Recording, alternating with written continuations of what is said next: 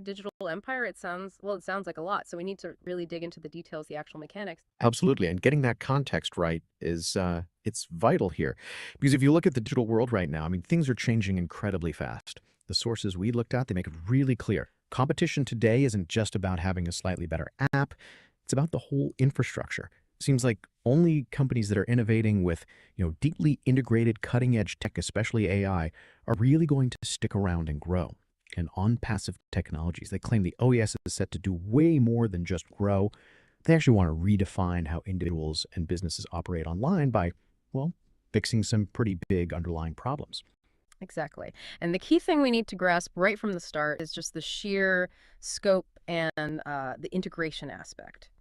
Our sources really hammer this point home. This isn't just a new video app over here and a digital wallet over there. No, it's pitched as a single unified system. It combines your work tools, how you earn, communications, selling stuff, growing reach, all on one platform. The core problem it's aiming to solve is that fragmented feeling we all have online, right? And the security risks that come with it. Juggling all those different platforms, different logins, paying more and more subscriptions just to get basic stuff done. Yeah, the sources actually call that fragmentation the digital tax. It's a good way to put it. Right. Every time you switch between apps, you lose a bit of efficiency, you open yourself up to maybe another security vulnerability, and yeah, you pay another fee.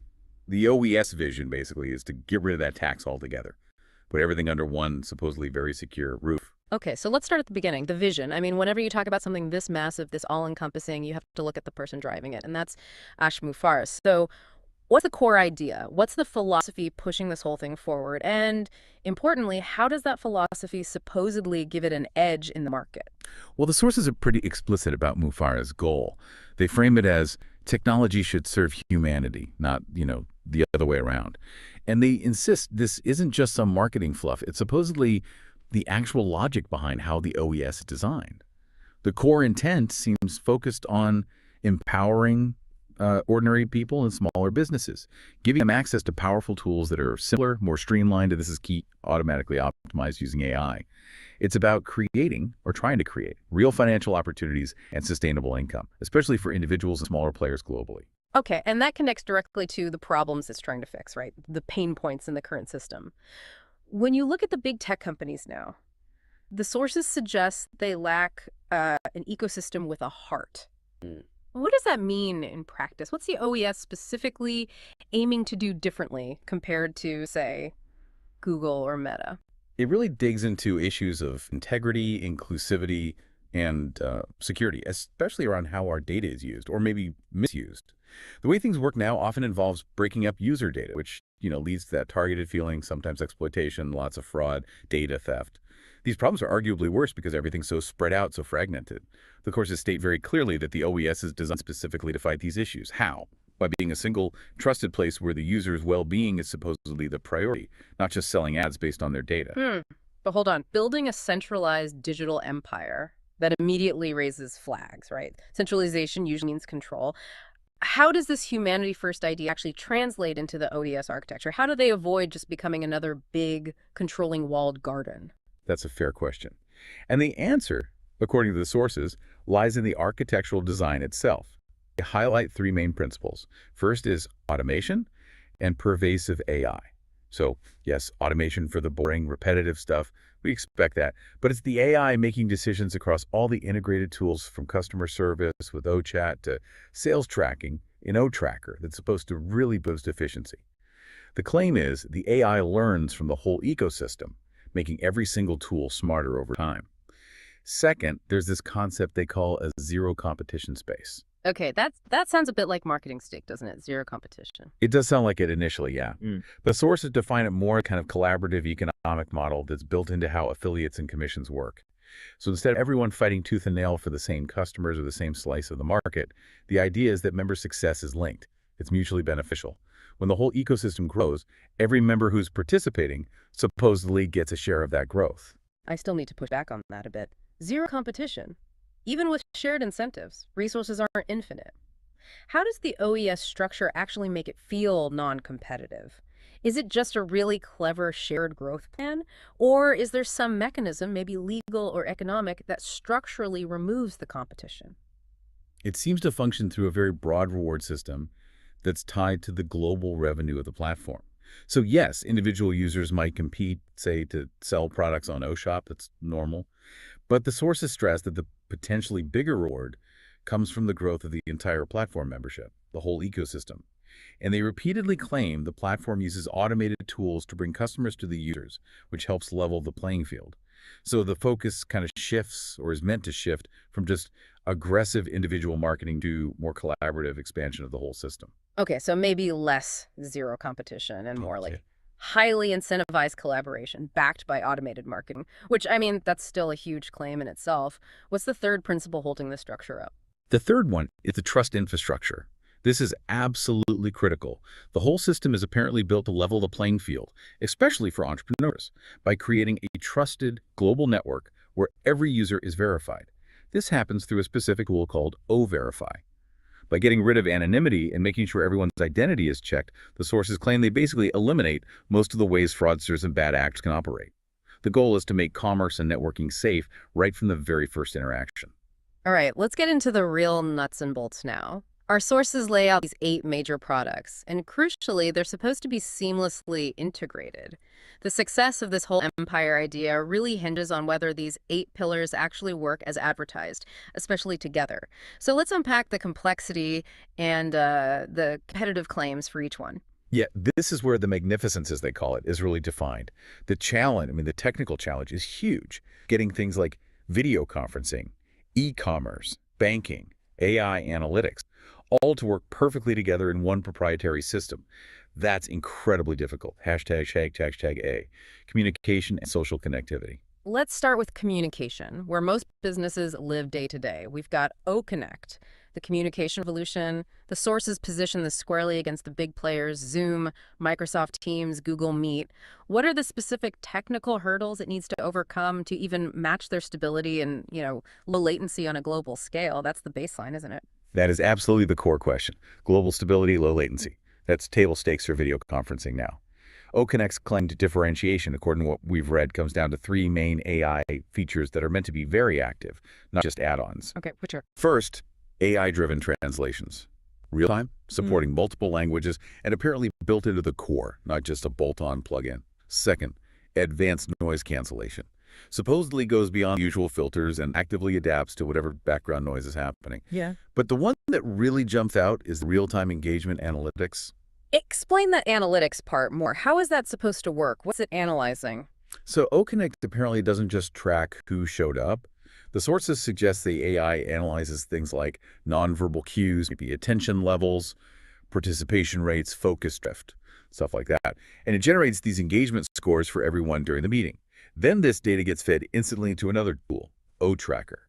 Now imagine you're running a big virtual training or a sales pitch. Okay. This could give you immediate actionable feedback on how well you're doing, how engaged people are. That kind of insight is usually reserved for really high-end specialized event platforms. Wow, okay. That is a major potential differentiator. If the tech can handle it, the processing power needed for all that simultaneously for potentially thousands of users is immense. The claimed impact, then, is that businesses could run their entire virtual office just using the OES, saving a lot on costs. Precisely. If you unify the communication and the analytics and other tools, you potentially eliminate the need for all those expensive, separate, third-party subscriptions. Okay, next up, moving from video calls to messaging. We have OPAL, the social hub, described as a secure messenger, sort of like WhatsApp. But the big focus here is on privacy, security, and crucially, zero ads. Yeah, that zero ad promise is really key. It signals that Opal's business model is fundamentally different from platforms like WhatsApp, right? Which is owned by Meta and deeply tied into advertising. Opal's focus, they claim, is purely on secure, encrypted communication. And the integration is critical here too, presumably. Absolutely. It bundles voice, video, and text messaging, sure. But the important part is how it supposedly connects seamlessly with OConnect, making it easy to start a meeting from a chat, and also with OChat for things like customer support integration. The impact they're aiming for here is building a safer digital community. Because everyone is verified via O-Verify, you theoretically know who you're talking to. And because the ad-free model, you supposedly know your conversations aren't being scanned to sell you stuff.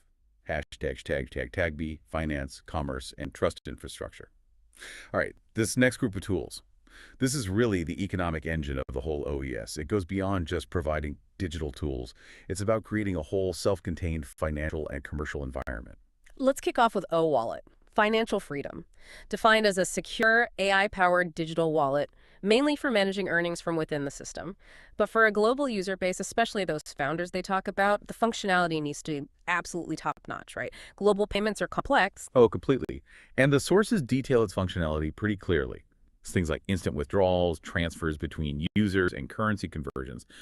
For a worldwide community, particularly affiliates and founders earning commissions, the main attraction is bypassing the usual friction of traditional banking. The delays, the high fees, especially for cross-border stuff, that's the core value proposition.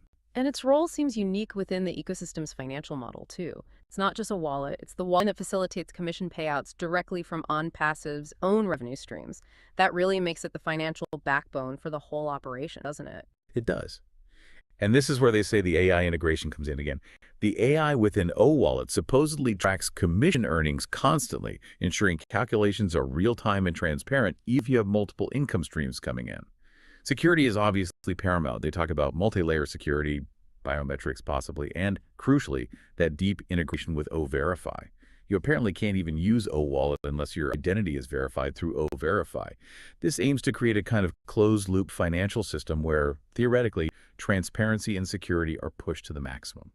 Okay, the financial impact managing money globally without huge fees, that sounds like real empowerment.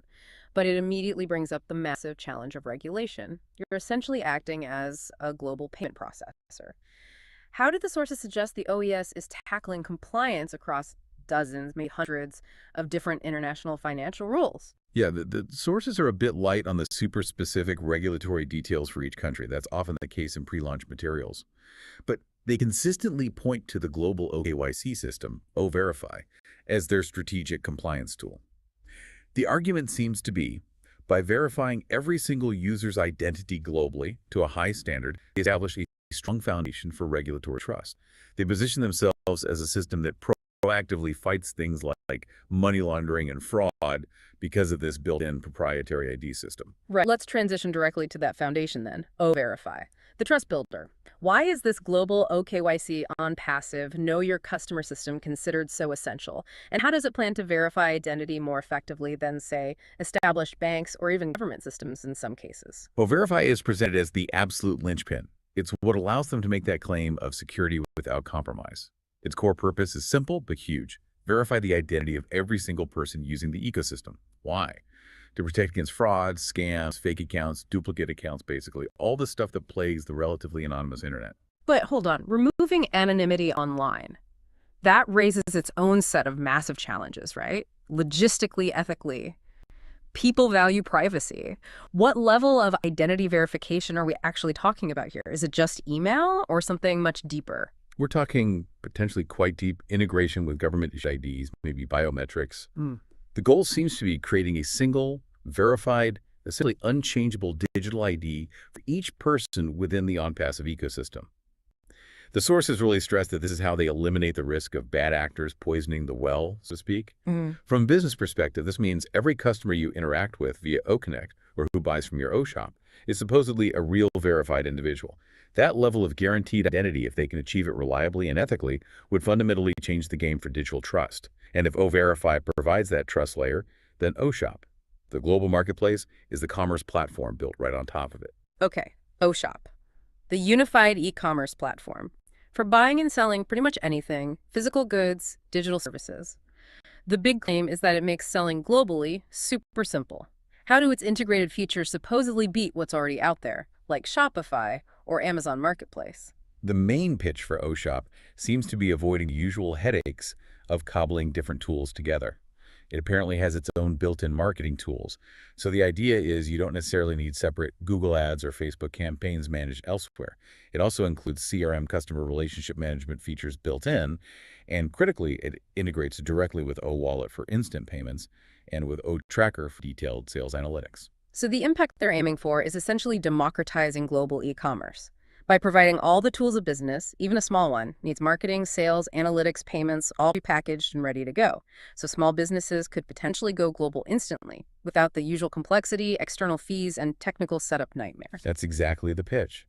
removing those barriers to entry for global commerce. Hashtag density.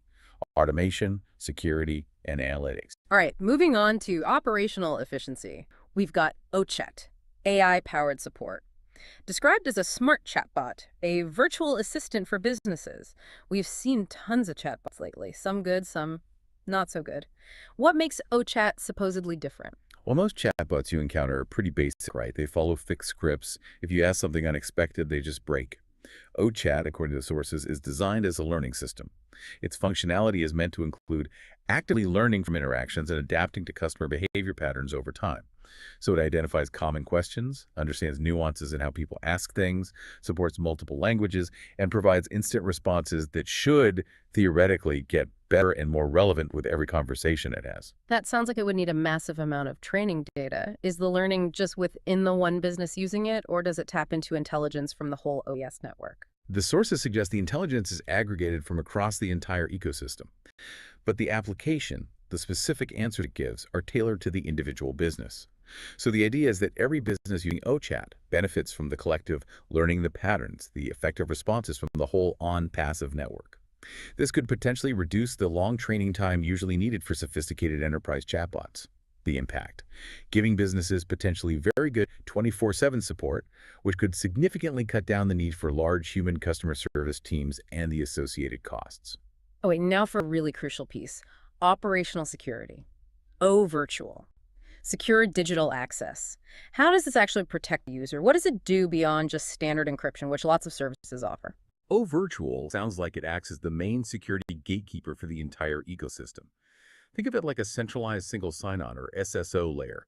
Its job is to protect all your logins and data using advanced encryption methods. By funneling access to all 8 OES tools through this single, verified, thanks to O-Verify, and heavily encrypted gateway, the aim is to eliminate the common risks. Things like phishing attacks or account hijacking that happen when people are trying to manage dozens of different logins across insecure sites. Right? Think of it like a super secure front door for your entire digital office. O-Verify checks your ID to let you approach the door, and O-Virtual is the unbreakable lock on that door. Once authenticated, O-Virtual ensures that everything you do across the whole platform is protected. The benefit for users is huge, potentially. No more juggling countless passwords, no more worrying as much about breaches happening at one of 50 different vendors you use. Got it. And finally, the intelligence pillar, O-Tracker. Data-driven growth. This is positioned as an analytics tool on par with enterprise systems. How does its functionality really compare to something dominant like, say, Google Analytics? And how does this AI recommendation engine actually work? So O-Tracker does the basics. Tracks website visitors, conversions, customer behavior, standard stuff you'd expect from an analytics tool. But the claimed competitive edge comes from its deep integration. It pulls data not just from website visits, but also directly from O-Shop sales and even O-Connect engagement metrics. This provides, or aims to provide, a truly unified view across all your marketing, sales, and communication efforts within the OES. And the AI recommendations, what does that look like in practice? The sources claim the AI uses predictive modeling based on that integrated data. So for example, if O-Tracker notices that customers on O-Shop who also attended a certain type of O-Connect webinar convert 30% better, the AI would then supposedly recommend specific actions, maybe targeted email campaigns using on-passives tools, or specific prompts for O-Chat to try and replicate that success with other customer segments. The big deal here is granting small businesses access to that kind of sophisticated predictive analytics, apparently at no extra cost, and making the insights immediately actionable within the same ecosystem. Okay, so we've looked at the individual pieces, the 8 pillars. Now we need to pull back and synthesize what the sources say are the 5 key factors that supposedly elevate the OES from just a collection of decent tools into this magnificent empire they keep talking about. Right. Let's start with maybe the most technically challenging one. One, total integration. This isn't just about having all the apps on one dashboard. It's about the deep system architecture, how they actually talk to each other. How do the sources address the sheer difficulty of building a central database, a unified front end that can handle all these incredibly different functions, video, finance, e-commerce, without constant compatibility nightmares? That's where integrations usually fail. That's a key point.